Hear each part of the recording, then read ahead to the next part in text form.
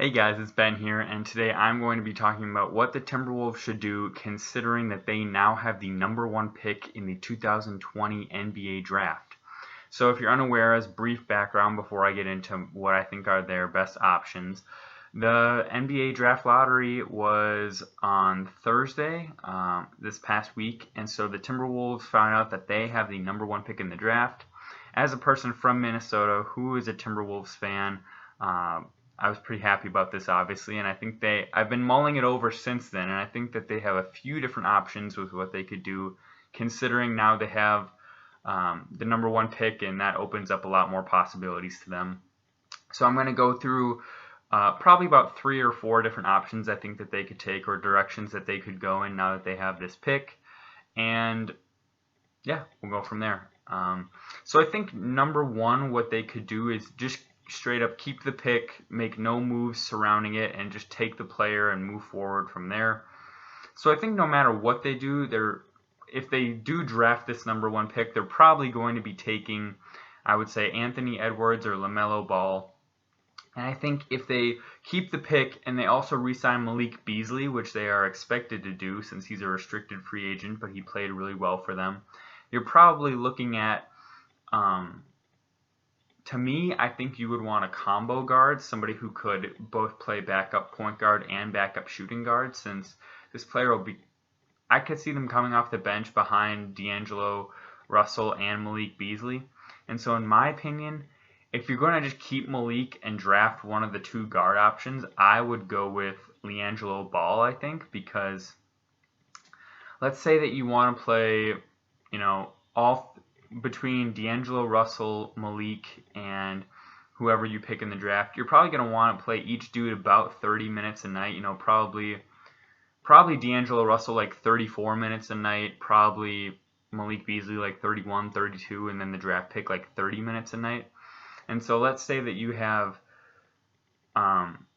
D'Angelo Russell on the bench and you have the other 2 dudes in there, Beasley and whoever they draft. I think you would kind of want that other dude to be like a point guard ball handler type. And so to me, LaMelo Ball makes more sense than Anthony Edwards in that he could play like both. He could be like a combo guard, basically. Could play point guard and off ball if he had to.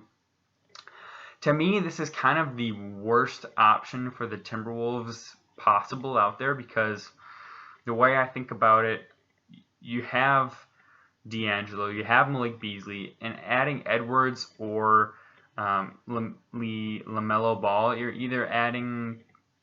just adding redundant skill sets, because you already have a ball dominant point guard and a shooting guard who can score pretty well.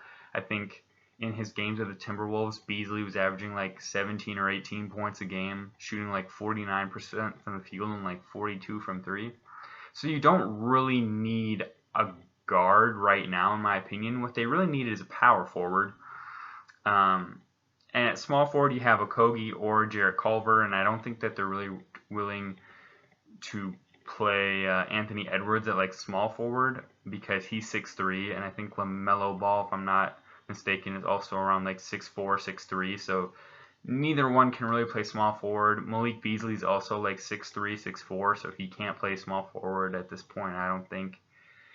So from that perspective, basically one out of between who you draft, Beasley and Russell, one of those guys has to be a bench guy. And to me, it's a waste of the #1 pick to have that dude like coming off the bench, in my opinion, and basically being the 3rd guard probably in a 3-guard lineup, or in a 3-guard rotation. So that's option 1, basically, is to do that.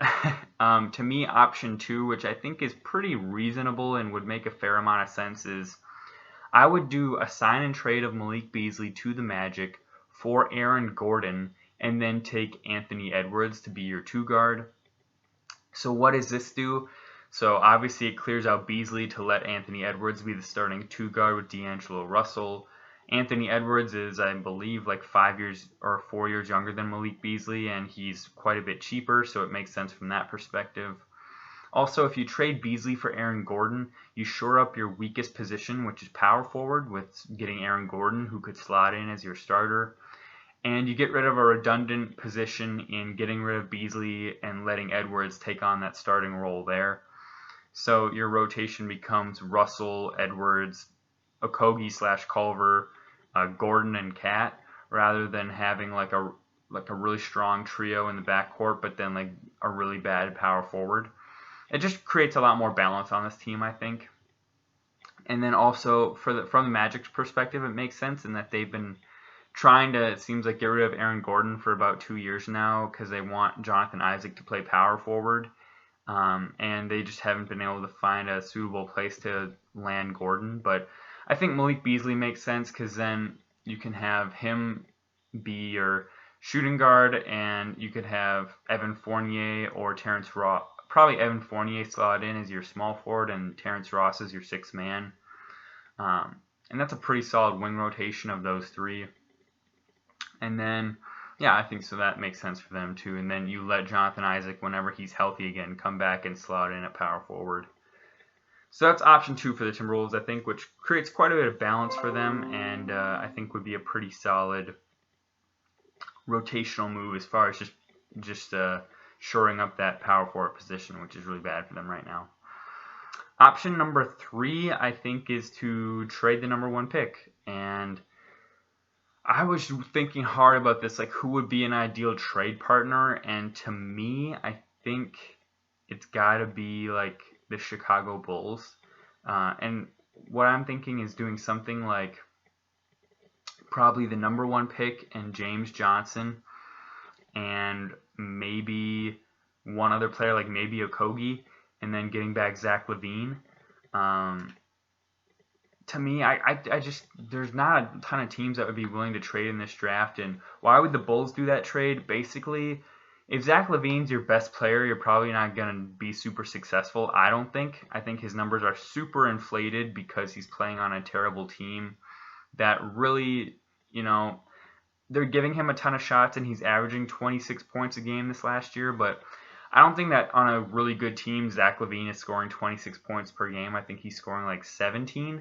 And so I think, Zach LaVine has a pretty big contract too compared to a rookie Anthony Edwards, what he'd be getting. So from the Bulls' perspective, you basically get a soft reset because they also have the number 4 pick. So they would have the number 1 pick and the number 4 pick in this draft, which would be pretty solid assets to move forward and rebuild. You'd also get off of a huge LaVine contract. And Edwards is probably going to be just as good as LaVine, I would think, but just a lot cheaper and younger. So I think it makes sense for them. For the Wolves, I think it makes sense in that you're kind of getting a player who's more on the age track of D'Angelo Russell and Cat, and is more win now ready. And I think that for me, he slots in as a really good third option on this team. He doesn't bring much defense to the table, so that'd still be a problem for the team. But he would be pretty solid, and then you could keep Malik Beasley as a 6th man. Who I would feel more comfortable having Malik Beasley as a 6th man for LaVine and Russell than I would for Russell and Anthony Edwards, just because I would trust LaVine more, being more veteran at this point. I was trying to think of other good trade partners for the number 1 pick, and honestly, I was thinking, maybe something like a sign-and trade of Victor Oladipo for the number 1 pick and James Johnson, but I don't think that Victor Oladipo is trustworthy enough at this point, considering the injuries he's been going through.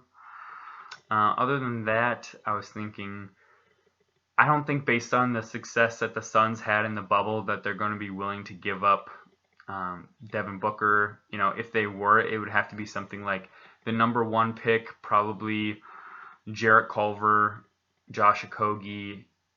I don't even know. Maybe the number 1 pick, like Malik Beasley and James Johnson, and another draft pick. I don't think that they really have the assets to get him unless they push all the chips forward and they say Jarrett Culver, Josh Okogie, the number 1 pick, and James Johnson. I could maybe see that happening, but only if Devin Booker was I demand to be traded exclusively to Minnesota.